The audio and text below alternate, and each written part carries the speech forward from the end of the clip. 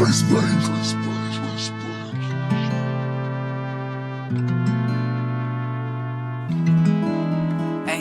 I figured out my key to success. Now I'm locked in. I learned how to open doors like a locksmith. Welcome back. You're now locked in with DK and Atwood. You might be able to see that DK is not with me today. He had some last minute stuff he has to do. So I am joined. By the way, I'm super stoked about this one. I'm joined by a man that has fought in the legendary Pride FC. I fought Vitor Belfort there. We'll talk about that a little bit later on. Was on the first season of The Ultimate Fighter, played Division I college basketball, and was also the first ever lightweight champion in Strikeforce out of AKA, which is American Kickboxing Academy, with a record of 10 wins, 6 defeats, and 1 no contest. And we'll also talk about that 1 no contest, Mr. Bobby Southworth. Bobby, first of all, really appreciate you taking the time to jump on here with me. We had Kenny Florian on the podcast not too long ago, and leading up to that, I rewatched the whole first season of The Ultimate Fighter, and you know Gary Alexander. Yes. And when you stopped by the academy, I don't know, it's like a month or two ago, something like that. I saw you walk in, and I was thinking, because that was fresh off of me watching the first season. I was like, Gary, that dude looks a lot like Bobby Southworth. And he started laughing. He goes, it is Bobby Southworth. I was like, oh, wow. Well, you just never know who's going to walk through the doors here at the Next Element Academy in Myrtle Beach. So I want to start things off, basically with your childhood, right? You're from Santa Cruz, California. What was your upbringing like? Were you like the typical beach boy? Well, first of all, thank you for having me on the podcast. It's a pleasure to be here. Growing up in Santa Cruz, I always was an athlete. I was more, this was a long time ago. A lot of things have changed. So I loved the beach. I loved surfing, but I also was big into football and basketball, obviously. So I was kind of more of a jock, but I spent a lot of time on the beach. I grew up boogie boarding and surfing. A lot of guys from my hometown are guys that you've seen in some of the biggest surfing movies that come out. Some of the big wave riders. Mavericks isn't in Santa Cruz, but it's in the Monterey Bay, which is where Santa Cruz is situated. So there are a lot of guys like Kenny Skin Dog Collins, Daryl Flea Verasco. I mean, the list goes on of known big wave riders. And not that I was ever on their level of surfing or anything like that, but just guys that I actually went to high school with and knew from around town and would be in the water with them. So, yeah, man, I really was into surfing when I was a kid.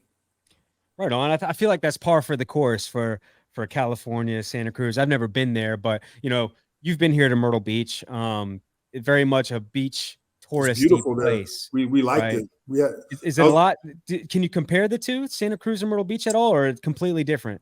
No, I'd say there are some comparisons. Obviously I'm going to be a little more biased for my hometown, right? And there's definitely better breaks. I mean, Santa Cruz, the Monterey Bay is known. I mean, you've got miles of coastline, and you can go from the northern part of the bay where there's like Steamers Lane coming through Cowles. You start to get over to the center of town where you have like Santa Maria's 26th Avenue, and then you might have heard of Pleasure Point, which is as you're getting into Capitola. There's Pleasure Point, there's the Hook, and you can go all the way on down the curves, all the way down to Aptos Seaside, getting into Monterey itself. And I mean, there's just miles of coastline. So I think the surf is better there. Again, it was my first time in Myrtle Beach.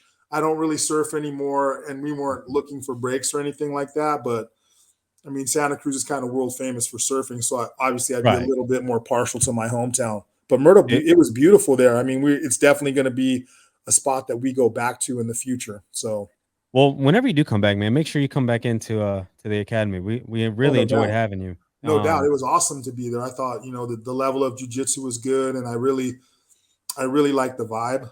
Since as I've gotten older, I've been doing some traveling. I think the vibe among the jiu-jitsu community overall, in the old days, I mean, I started jiu-jitsu in 94, and it wasn't like guys would just be traveling and showing up. Obviously, there weren't as many gyms, but it definitely, when you showed up at a gym to train, it kind of more had the dojo storming kind of vibe to it. And so now that the level of jiu-jitsu is much higher in America, and most academies, they just have a broader depth and range of belts. And so it's just better. And I really liked it there. It was, it's too bad I haven't got to meet Derek. It's too bad he's not on the podcast. I wanted to thank him for opening the doors to me. It was great. And then when I walked in, you guys were talking about Kenny, and I was bummed I didn't get to see him, but it was great. Yeah. He vacations down here. Yeah. So we'll be back. We'll probably be back hopefully at least once a year, and I'll get to come in again. Awesome. Yeah. Stoked to have you. And I'm glad you brought up that you started jiu-jitsu in 94. You are a black belt, right? I got my black belt in 2006. Oh, okay. Nice. Yeah. Nice. So what age was jiu-jitsu your first look into martial arts, or did you practice any martial arts before that? Jiu-jitsu, I would say, was the first martial art that I formally learned. Okay. I was turned on. I was always into martial arts, man, but my parents, Santa Cruz is kind of like a hippie town. And so my parents were kind of like ex-hippie kind of pacifists, and it was a big deal. They didn't even want to let me really play sports, but I had such an affinity for it that my brothers and sisters were I'm adopted, by the way, if you didn't know that. So like my brothers and sisters they were like, you have to let him play sports. It came out just about 3 or 4 years ago. I found out that my biological father, who I've never met, he actually played like a 3 or 4 year stint in the NFL. So, wow. Yeah, football was my first love. But back on the subject of surfing, I was playing football one summer, and this dude was just surfing in like maybe 3 foot waves, and he fell off his board. Right, he hit his neck. It happened. There were 2 things that happened. This guy was surfing. He fell, hit his neck and was paralyzed. Another guy was returning a kick, just a routine kick on a regular kickoff, and he was just tackled. No, I'm sorry. It was on a return, but he was the tackler, and he just tackled the guy, and it hit his neck the wrong way, and he's a quadriplegic for life. So that's kind of where I started my decline in surfing, and I stopped playing football pretty much altogether and concentrated on basketball.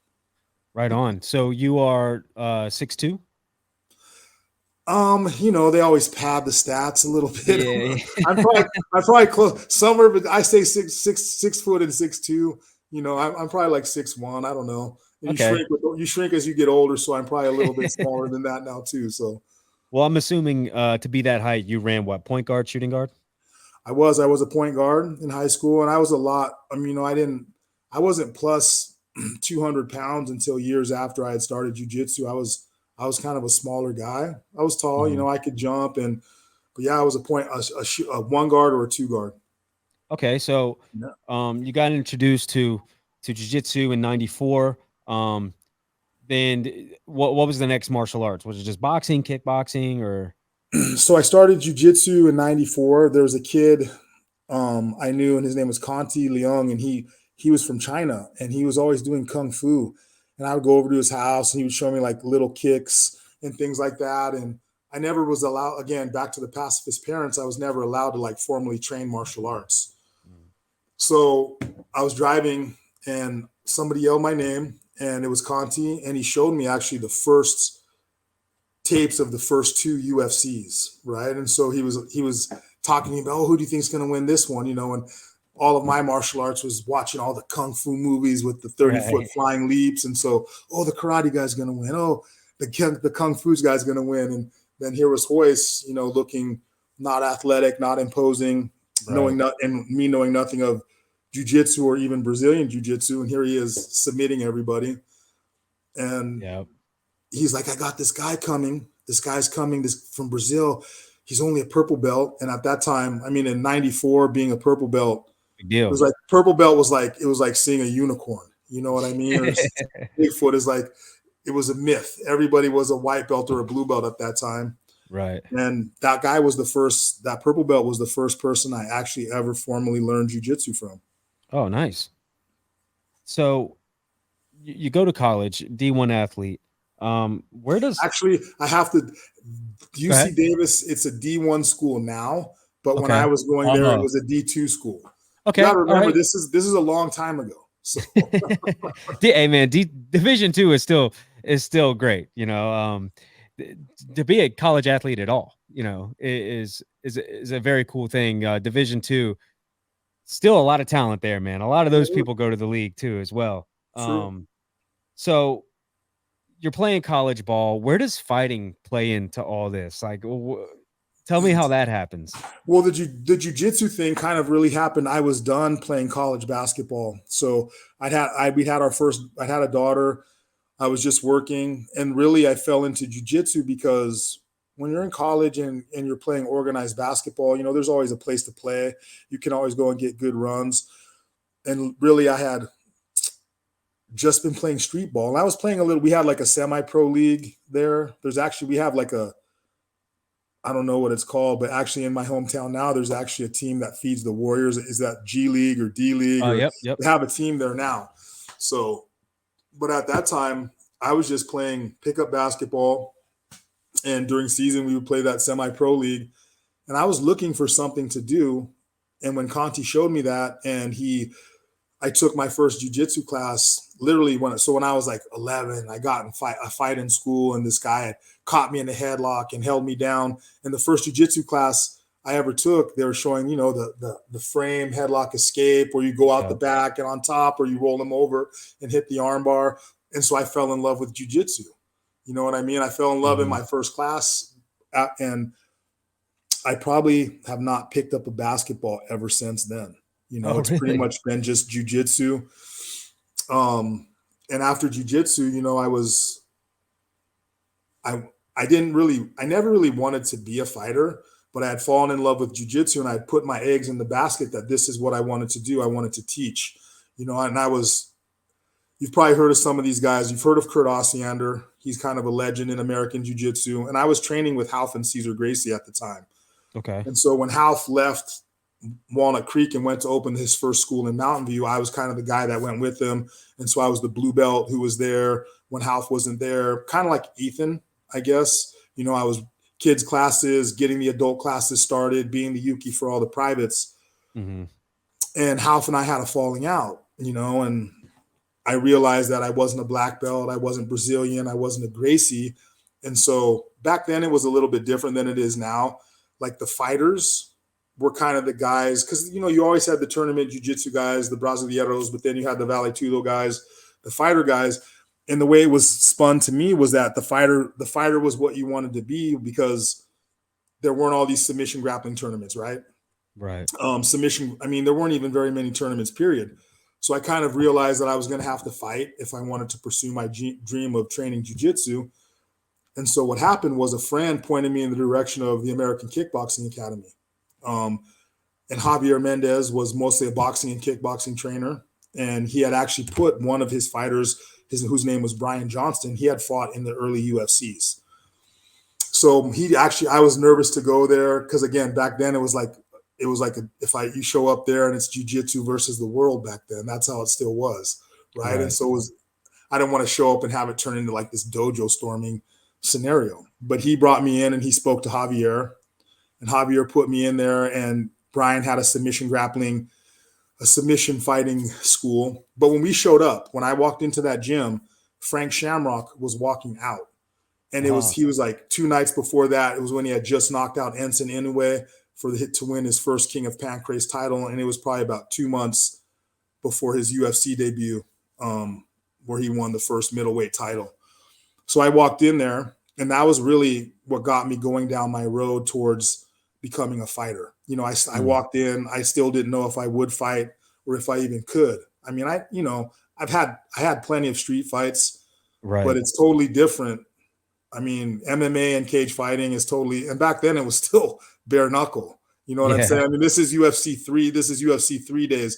So I don't even think Tank Abbott and the Boxer Genix gloves had made their debut yet. So it was still bare knuckle. Brian was the one who really paved the way for me, because I went in there and trained with all of him and all of his guys. And I was only a blue belt at the time, but I tapped everybody. And I'm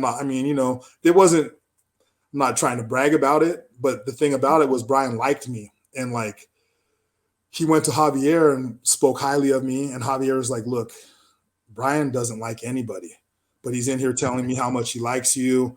And I can see that jiu-jitsu is the future. And I really want to have a jiu-jitsu program, and you have teaching is key. So basically Brian spoke up for me, and that paved the way for me to found the jiu-jitsu program at AKA, which kind of still exists to this day. So it Right. was then, it was taken over by Dave Camarillo, and then it was taken over by Ron Kessler. But I mean, I'm the first one, and I got the jiu-jitsu program started at AKA back in like 1997. That's dope, man. Yeah. So flashing forward a bit to the Pride days, any fan of MMA knows Pride for being just brutal. The rules are different. A lot of the fighters that came to be stars in the UFC all fought in Pride, and you fought a legend of the sport of MMA in Pride in Vitor Belfort. But I Um, lost. I lost. So I get it. I get it. Everybody always says that, but I take it with a grain of salt. Yeah, I fought in Pride. I fought Vitor, but I mean, I still lost. So that's the way I remember it. It's still right, a feather in my cap to get to Pride, but I didn't right. win. So it's But I mean, to be fair, Vitor was known for doing things, back in those days, yeah, he was. So, Trust but me, I still, was shitting a brick. I was shitting a brick. I was in the back. I was throwing up. I was so nervous. It was actually only my like third fight.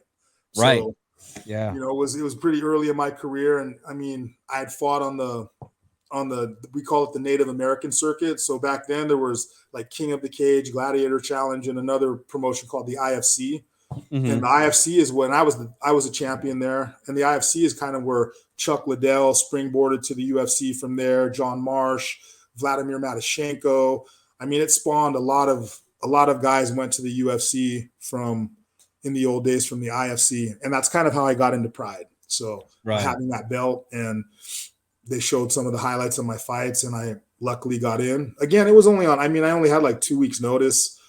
But when Javier And didn't want me to take that fight, man. And I was I was like, about to look, say most people wouldn't. yeah, exactly. And so, but I was like, look, man, it's Pride. That's if I say no, they won't never call me again. It's like when Yeah. you get the call, you either answer the call or you're gonna, and it maybe not. It wasn't the best move for my career because I already was actually slated for a UFC fight. I was actually supposed to. I can't remember. I think I fought Vitor like in February, and I was slated to fight Phil Baroni in June. I Oh. think I was going to debut on the same card that BJ Penn debuted on, but the memory gets foggy. It's been a lot of fights, Yeah. not just my own fights, but like cornering and helping train other guys. So, but then Dana was there at that fight, and I lost to Vitor, and it wasn't the best performance. So that kind of like sunk my UFC goals for Well, a few years. I'm sure that also opened up the door, or I could be wrong. Maybe for the future being in tough. Like, how did that come about? Tell me about that. It's a story. So I know I've been talking a lot, but so You're good, brother. I had the falling out with Half, and that took me to AKA, where Jav and I had a really great relationship for a number of years. And then, we had a little bit of a falling out, and he kind of kicked me out of the gym. So I guess it was a major falling out, and that's what led to Dave Camarillo being brought in to run the jiu-jitsu program. And so I basically walked away from the sport. And I didn't know if I was ever going to fight again. And I was sitting there like watching like Paul Buentello, watching Josh Thompson, watching guys who, I was helping. I don't want to be, I was better than them at the time. Those guys became really great fighters. But I was watching guys that I felt that I was better to. They were making inroads into the UFC. And I was like, maybe I can give this one more shot. And so I called Crazy Bob Cook, and he kind of squared things up with Hav. And because Dave was running the program, they said, okay, you can come back, but you can't teach here. And I was like, yeah, I kind of figured that out, but you're welcome to train. So I came back to the gym, and everybody was talking about this thing, the Ultimate Fighter. And I was like, I literally hadn't trained in almost a year. And I was like, oh, well, what is this? And Bob's, oh, don't worry about it. It's too late. People already sent the tapes in. And I was like, well, then give me the address, man. I want to do this thing. I'll send my own tape in. So he was like, okay, just give me a minute and I'll send your tape in.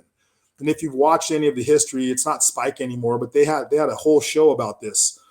So when they were casting for that show, they were trying to cast like real world dudes, like, drama kings. Right. And not to say that I wasn't a drama king on the show, but I mean, like real reality drama kings, but guys that couldn't fight, right? Right. And so that's what happened is that they said you cast all these dudes, but ultimately they're going to have to fight in the UFC, and none of these guys can fucking fight. And so Dana was like, you need to, and so they started casting fighters, right? And I was late, but then they went through this other process of guys had to pass a background check, right? And so, I mean, tens of thousands of guys, fighters were submitting for this. I mean, maybe it wasn't that many. I don't know how many were back then. I'm sure there was a lot of guys were submitting to do this show, but guys were failing their background check, you know, for felonies or for domestic abuse. Guys were failing the steroid tests. Guys were failing the drug tests, you know. And so I don't know how other guys got there, but since I had come late, I think, like you said, with Dana knowing me he had seen me fight in the IFC, and then he saw me kind of choke in Pride, but he knew my name. We knew each other. He'd seen me, you know, Chuck and I had a relationship before the show, and Dana had seen me at some of the other promotions. And I guess that's kind of what did it. And they brought me in and I got cast, and, you know, infamous or not, the rest is kind of history, you know. I would say, listen, you know, it's funny. It's because I still to this day, like, I wish I could put some stuff up on the screen. I just had some guy post on, and I deleted his comments, but he's posting on my Instagram link saying that you guys shouldn't be learning from this guy because of what he did on The Ultimate Fighter, you know, and obviously he's referencing the whole Chris Lieben incident, you know, and so then I deleted his comments. Then he starts direct messaging me, you're a effing loser, you know, just totally berating me. That was years ago. So it's so long ago. And, you know, I was in the wrong. I publicly apologized to Chris. Him and I have moved past that, way past that. You know what I mean? Awesome. And so for some guy, I mean, it sticks in your craw a little bit because everybody remembers that, but I also did a lot of good things on that show. You know, I understand that was pretty bad, but I did a lot of good things on the show, and everybody only remembers the bad things. And that's kind of was my introduction to celebrity. You know, maybe I was just a Z-list celebrity, but that's how it is. Everybody's only going to remember the bad things. So, well, honestly, for me, what sticks in my mind whenever I hear Bobby Southworth, the first thing that comes to my mind is that crazy ass weight cut and then getting the knockout after it. So I want to talk about that because me and DK have talked before about weight cuts and, you know, maybe how to properly do a weight cut and, you know, what he's learned from bad weight cuts over the years. So I think that's a great point to start from in terms of tough, right? Like, how many pounds was it you cut in 24 hours? 22 pounds. Crazy. So, 22 pounds. And it was more than that because when I got on the show, I was 247 pounds, right? And so most people, maybe Kenny talked about this when he was on, but we weren't even supposed to be fighting on the show, right? The whole contract stated that you would do these real world MTV Road Rules challenges and guys would get eliminated. And when it got down to the final two, those guys would fight for the finale. So what happened was we were, you know, Team Liddell was crushing all of those challenges and Team Couture was losing their guys. So I think they decided to make us fight, right? And no, I don't think anybody had a problem with that. But we had very short notice. So they told us in 5 days, you're going to be fighting. Okay. And we had already been on the show for about a week. And so with all of the training and everything, I had gone from 247 to 237. And so when they told us we were going to fight, I started like dieting and really starting to go get in the saunas and cutting. And so I got down to just about 227 pounds.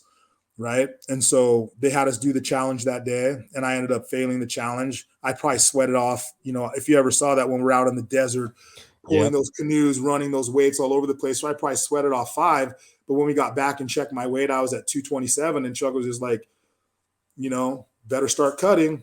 And I'd never cut weight before. You know, the most weight I had ever cut was like to go from 205 pounds to 199.5 pounds.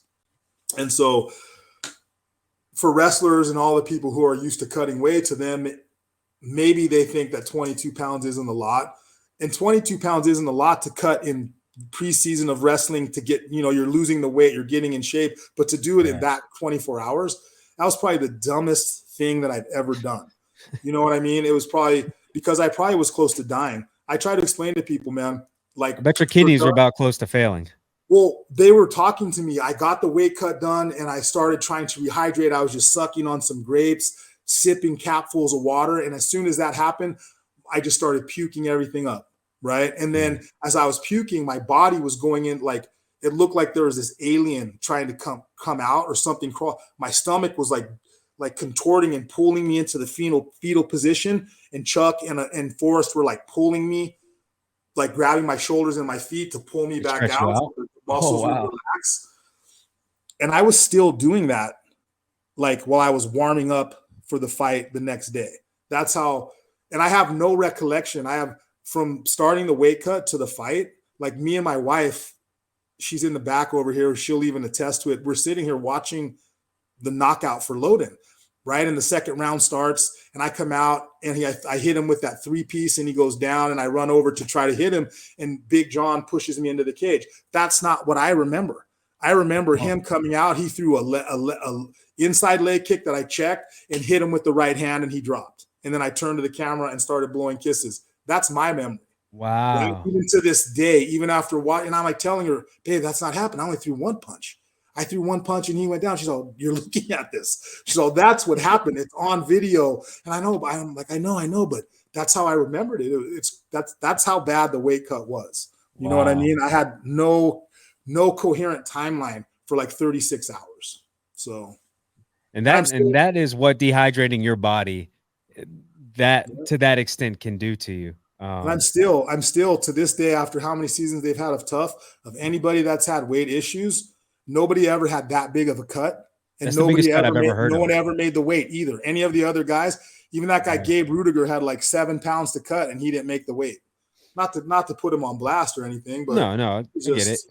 Yeah. And I remember watching that and Josh Koscheck and Chuck just pulling you into the sauna, man, and just making you do it. Like, yeah. I've never cut weight like that. So I owe it all to them. They also, the parts they don't show you, they're not showing you the part where I'm riding that bike in the sauna and I'm like passing out, falling off with Koscheck catching me and them dragging me out of the sauna to fan me, to pull the plastics off, to let me cool back down.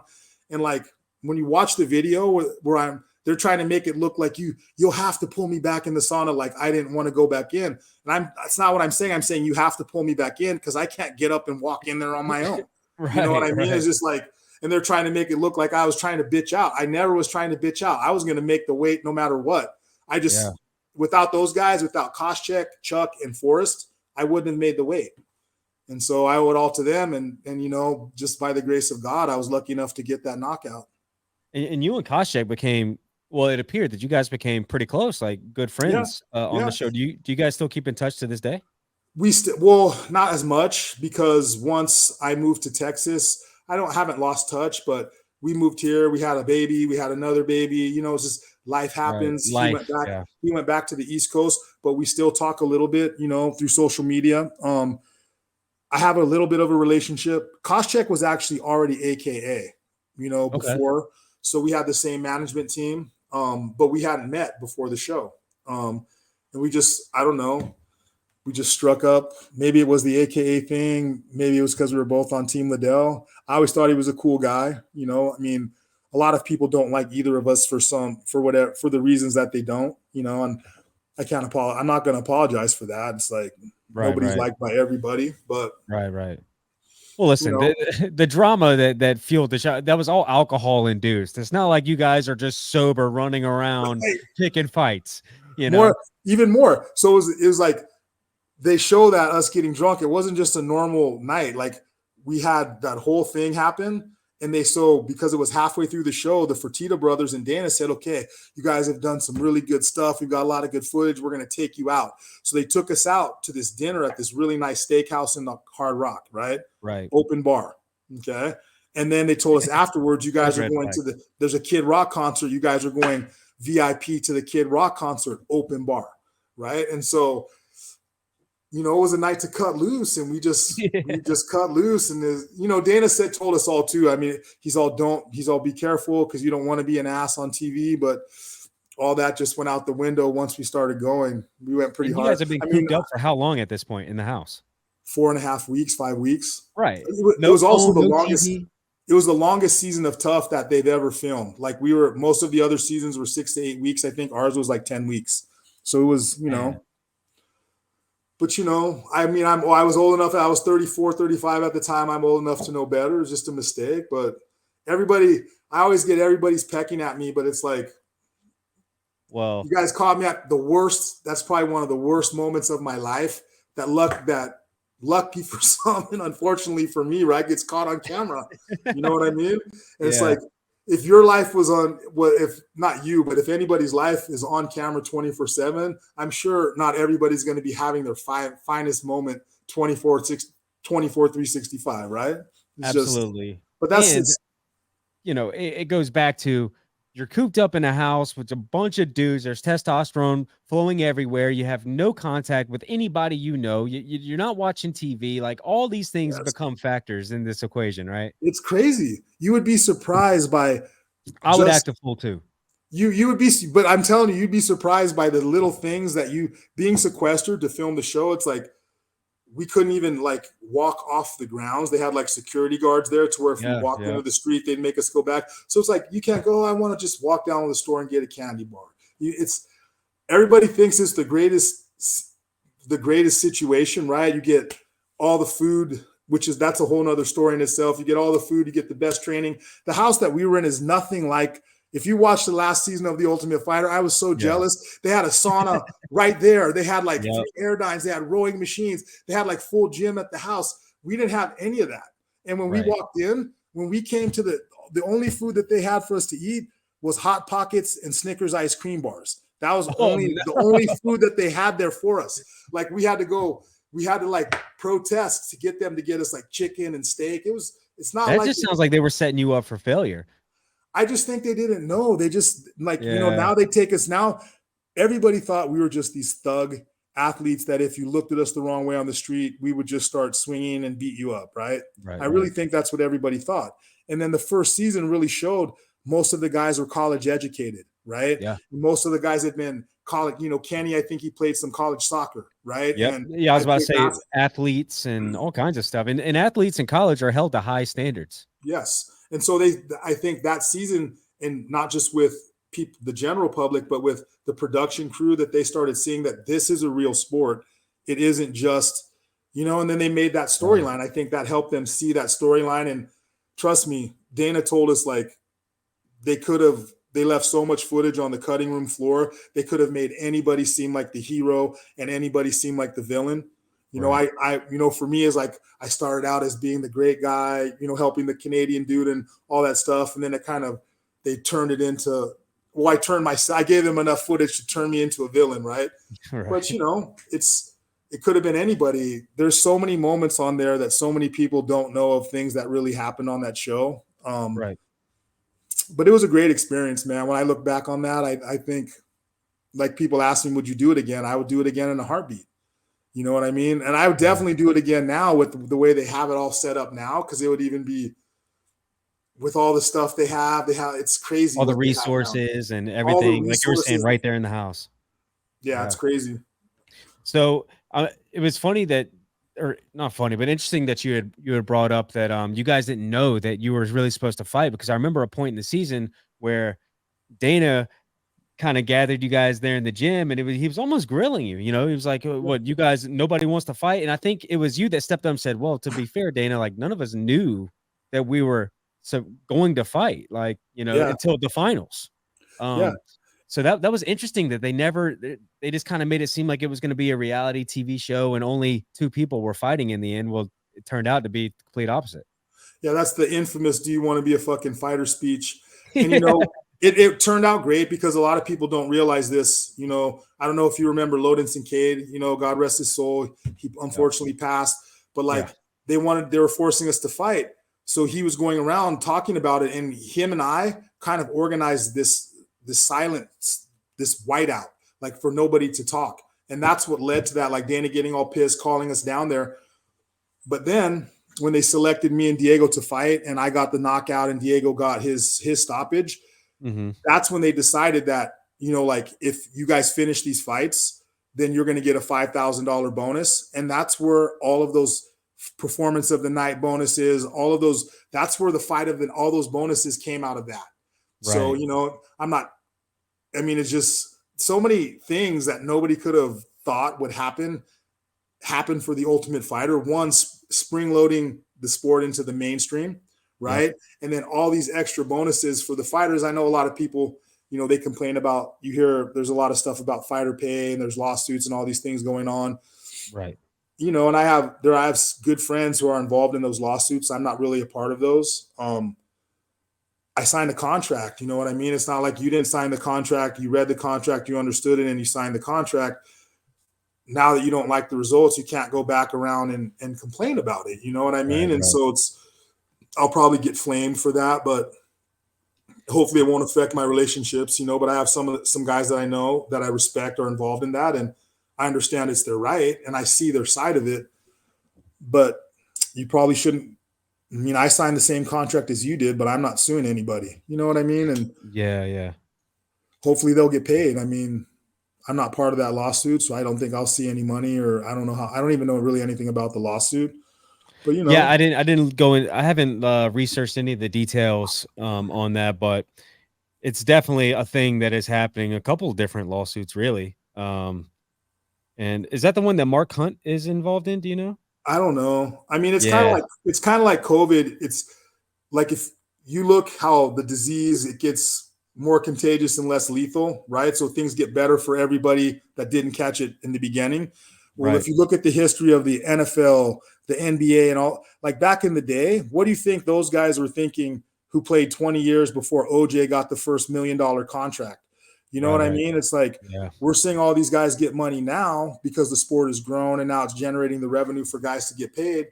That Yep. just wasn't in the cards for some of us at that time. You know what I Yeah. mean? And it's unfortunate. Maybe we were before our time or our time passed us, whatever it is. I'm Man, happy. realistically, if it wasn't, sorry to cut you off, but if it No, wasn't for you guys, it wouldn't be where it is. And we talked about this with Kenny too, man. The first season, The Ultimate Fighter did exactly what they hoped it would do. It they really, you prayed. guys were They the didn't hope. breeding ground for They didn't hope. success for They that prayed. company. They were praying to God for that to Right. be what it did.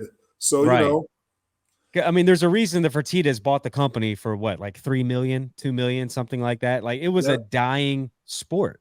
And, shows like The Ultimate Fighter, they couldn't have asked for a better season for The Ultimate Fighter to catapult it. I mean, and so I you agree. guys really, that show was the breeding ground for success and legends that came from that show. The first season alone, with Yeah. Stephen Bonner and obviously Forrest Griffin, you're in there, Josh Koscheck, Diego Sanchez, Kenny Florian, Yeah. A all lot of names that those, people know.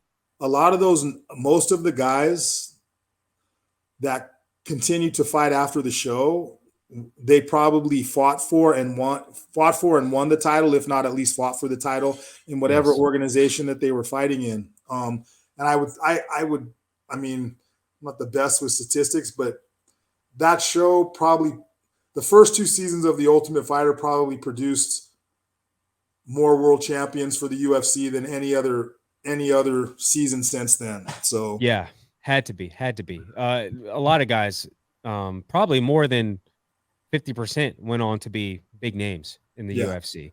yeah.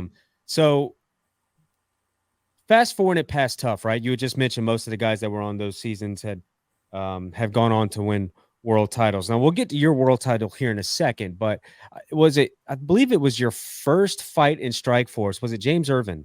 Oh Like yeah, in 2006. yes. Now that ended in a no contest. And when you look it up online, the reason for the no contest, it says both fighters fell from cage.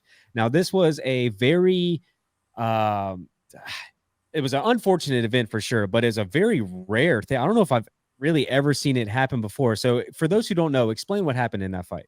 So in that fight, I went for a takedown on James Irvin and he actually hit the cage, but it was right where the cage door was. And normally the cage has a nice metal pin in it. Right. But the guy, somebody who was involved in, the Strikeforce, he had the pin and he wasn't there. And so for previous fights before, they had just been taking like a pen, what the scoring judges use where they snap. Oh, really? Like this, one of these snap big pens, and they were sticking that in there. And so at the point where we hit the cage, I think that pen had just had enough, and it opened up, and we fell to the ground. It's it's just an unfortunate circumstance for me, especially because, and you'd have to go back and listen to the commentary, because I'd hit James with the punch, and he was like really rocked, and like I should have kept punching, but he was a bomber, so our game plan was don't trade with this guy, take him down. We felt that I definitely had the superior edge in grappling. So when I took him down, he was actually waking up from this punch, or coming to from this punch that I stunned him with, and didn't even realize what had happened. And so it was just unfortunate, because it cost me money, right? Because they call it a no contest. So when you do the no contest, you get your show money, but you don't get your win money. And in my mind, I was on my way to winning that fight, so it still kind of sticks in my craw. Plus, absolutely. James didn't make weight for that fight, so that was another thing. And I was getting a certain percentage more money, so it was just, he's a good guy though, good fighter. I'm not trying to talk. No, absolutely. I understand. And maybe you'll know more. Correct me if I'm wrong. So I ref MMA, and I'm also certified to be a judge. Although I haven't, or I'm certified to be a judge. I'm not licensed, so I haven't judged any bouts. But I think in order for you, if that were to happen later in the fight and you were winning the fight, because it's nothing that you did wrong, then I think that you would have been awarded that win. But since it happened was it in the second round? First round. It was probably within the first minute and a half or 2 minutes of the fight the most. So. That's right. So because it happened then, it was called a no contest. And I'm assuming from rewatching it earlier, it looked like he had been hurt and he was limping off, and that's why he couldn't continue. Well, first he was grabbing his right knee, and then he was grabbing his right ankle, then he was grabbing his left knee. You really have to hear the commentary, because Phil Baroni is the one giving the commentary. If that tells you anything, it's very colorful, and he wasn't too appreciative of the fact. He felt that James quit on the fight. Maybe looked for a way out because he had been rocked prior. Yes, that's what he felt. You said that. I didn't say that, but that's if you ever get the original audio and you hear that, that's what we all felt, and it is, it's 20 years, almost 20 years ago. You're looking back, and right. What are you going to do? If anybody wants to rewatch that, it is on YouTube. I found it there. It's Bobby Southworth versus James Irvin back on Strikeforce. Now, moving further into your Strikeforce career, you did become the first light heavyweight champion, and you fought Anthony Ruiz. I believe it was Anthony Ruiz, right? I actually fought Vernon White for the belt to win. I'm sorry. White. He's one of Ken Shamrock's proteges. Okay. And then the fight with Anthony Ruiz. Why is it? Why do I want to say Anthony Ruiz? That's his name. You did fight him, right? I did. I fought him twice. Right. And then the second time was a title fight, was it not? Yes, because in the first fight, I suffered a cut, and they stopped the fight on a cut, and it was a non-title bout, and so that's what put him in line to fight for the title. So got you. Okay, so I knew that you had fought him for the belt, and that was a redemption match, obviously, and you got the win there. Yeah. So and that was, you had how many fights after that fight in your career? I think after that fight, I maybe had like 2 or 3 more fights after that. So like when I fought Babalu and another one where I got cut and they stopped the fight in the fight when I was winning. And then I'd hoped Strikeforce, Babalu himself promised me a rematch in the cage, and I'd hoped to get another shot at the title, but Strikeforce kind of just dropped me, right after that, kind of sticks in your craw. You're the first light heavyweight title, and I'm still the only guy to ever defend the light heavyweight belt. Nobody else ever defended the title, but they never gave me another shot. And then I had one more fight in a small promotion in Australia. They wanted some American guys to come over. I think was that ex-MMA. Yeah, that was ex-MMA. And they've done fights here in South Carolina. Worked some of those, yeah. So yeah, that was my last fight. I was 40 at that point, so it was probably for the best. I wanted to keep fighting and keep doing it, but most fighters are going to just keep doing it until they're forced to stop. And so it was probably for the best. And then when we moved to Texas, we had moved to Texas. And so I had found a gym or two to train here, but it was a lot different because at AKA you have so many quality training partners there, and there's There's a Muay Thai program there. There's a jiu-jitsu program. There's a boxing program. So in one place, you can get some of the best training. Where moving to Texas, it was a little different back then. You had to go here for jiu-jitsu, here for kickboxing. And everybody says that these places, they're just 5 minutes down the road. But it's like 20 minutes later, you're still driving. You know what I mean? And so that made it hard to train. Plus, at that time, I was a father. And I was supposed to fight again. And there was a promotion in Canada called MFC. And I actually signed a 4-fight deal with them. But it just didn't work out just because of family obligations. And again, it probably was for the best. I was, like I said, I was 40. It's definitely on my way out. And that was kind of it. I never even really officially retired from the sport. Just kind of faded away. So, most guys, when you talk to them about retirement, like me and DK had this conversation, and, it usually comes in, and same with Kenny. It usually comes down to, even though Kenny fought, it was a title fight, his last fight, against Jose Aldo. But Derek was saying, you just get to the point where you're just like, man, it's a hard thing to accept. Being a fighter, you're a prideful person, but just like, I just can't keep up like I used to. And, it's a battle in the brain of, do I keep doing this? Do I just, give it up? So it sounds like maybe you never actually really had that conversation with yourself. It was just, just. It wasn't that. I mean, what the realization to me was that everybody throws that, Psalms 29.2 or whatever, iron sharpens iron. Right. Right. And so, I mean, AKA is one of the toughest, what's one of the best gyms in the world. It has been going on, close to 20 years now. Yeah. Right. And one of the strengths of a lot of the fighters coming out of there, there are some talented guys who would be great at other gyms, but it's also the team, right? You have so many good guys there. And so the conversation that I had with myself was realizing that basically training myself here in San Antonio, Texas, where, if I could get all of the best fighters from here, even now, and this is 13 years ago, even today, if I could get all of the best fighters in this area into the same room 5 days a week for 3 hours, I still wouldn't have training partners on the level that I would have had back there. And that was what really made me realize is like, you're not going to be able to, you're 40 years old without these guys behind you, without these guys pushing you, you're not going to be able to perform at your best.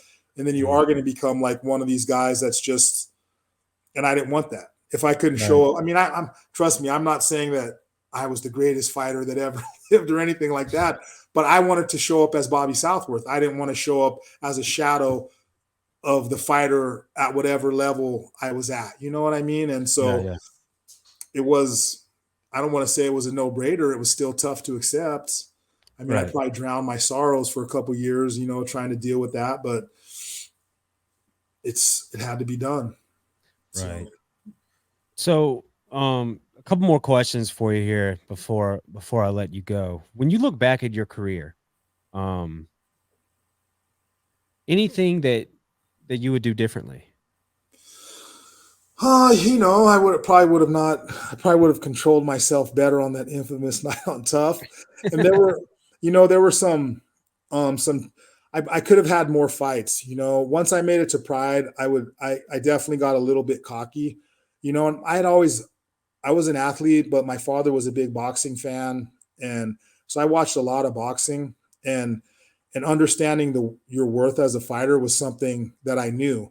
And already having some belts and already fighting in Pride, I had a chip on my shoulder. It was like guys were offering me fights. And this happened. This is one of the reasons I stopped fighting as well as in 2010, is because guys were offering me fights and they were wanting me to fight tough fights for pay that was just a joke.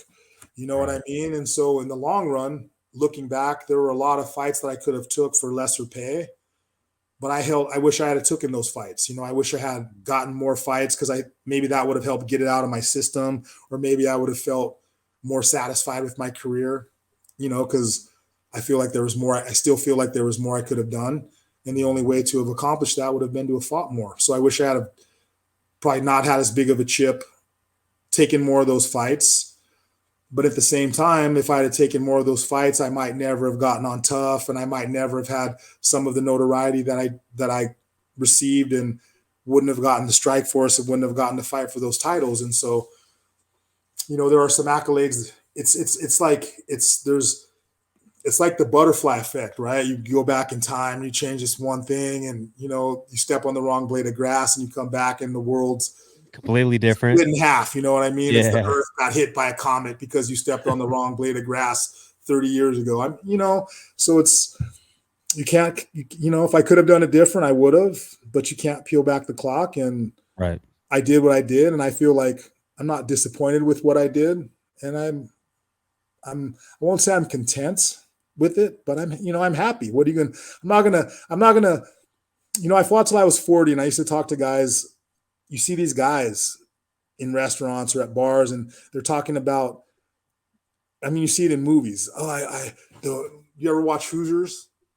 What was it? You ever seen the movie Hoosiers, the basketball movie Hoosiers? It sounds familiar, but I can't say. Well, there, the guy's talking about, he's like 50 and he's this old drunk in the bar, and he's talking about he missed the shot in high school that would have sent them to the state champion, right? It's like 35 years, you're still bummed about something that happened 35 years ago. And it's right.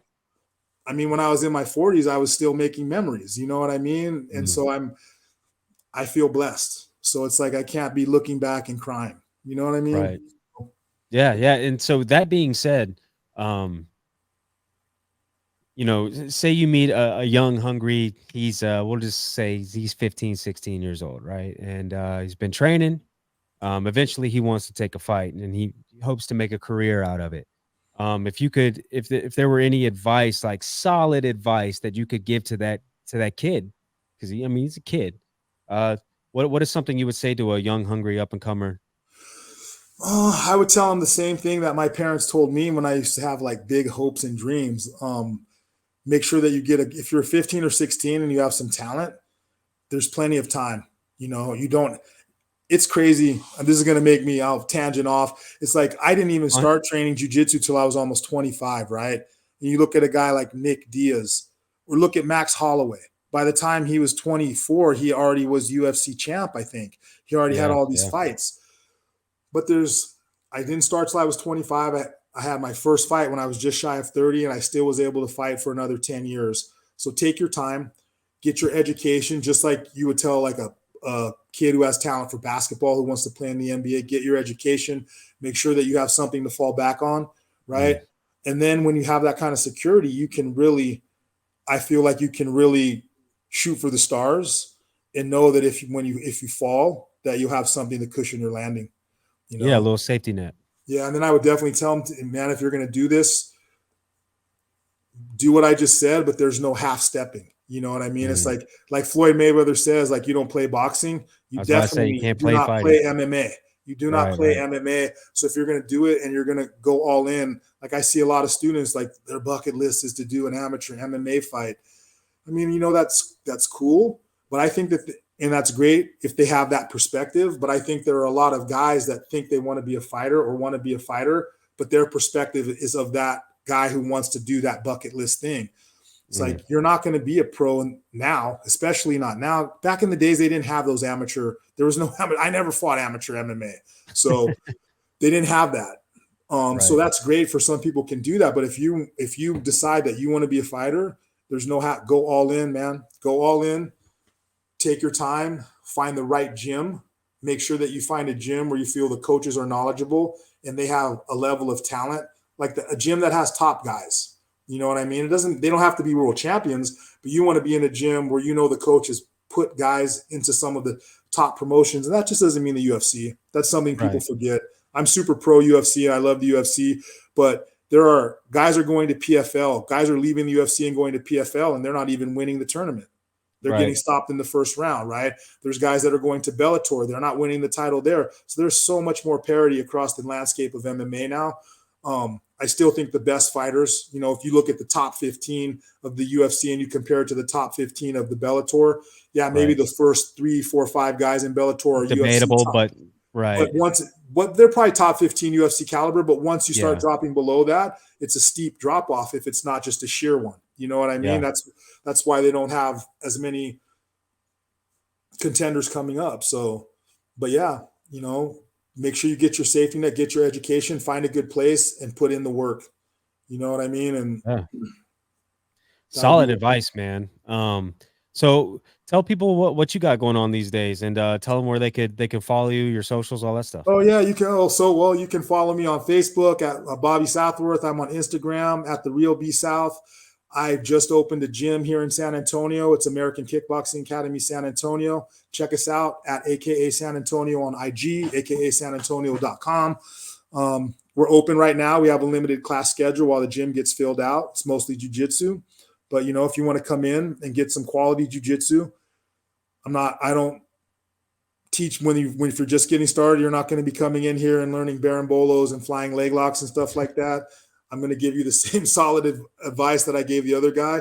You're going to learn good fundamental jiu-jitsu, good fundamental striking, good fundamental wrestling, because when you have a solid base, then you can build up. You can't build from the top down. It doesn't work that way. I'm a big believer in fundamentals. So I think I don't have that many competitors, but when we put we put 6 or 7 guys into the tournament, and we're one of the top 4 or 5 teams in that tournament, and other schools are putting 30 and 40 guys in there, I think that says a lot. So I'm happy with what we're doing, and I'm happy the students have made some growth. So if you're interested in training jiu-jitsu or some other martial arts, come check us out. Right on, man. Well, Bobby, I can't tell you enough, man. Thanks for having me, bro. It's always a pleasure. Dude. Appreciate you, and we'll keep in touch, but can't wait to see you here at the Academy again. Send me some links so I can put this stuff on my social, let people know if they want to check it out. And awesome. Yeah, man, we look forward to getting back to South Carolina, and hopefully we'll see you all then. All right, brother. Appreciate you, man. All right, man. Have a good one. Until next time.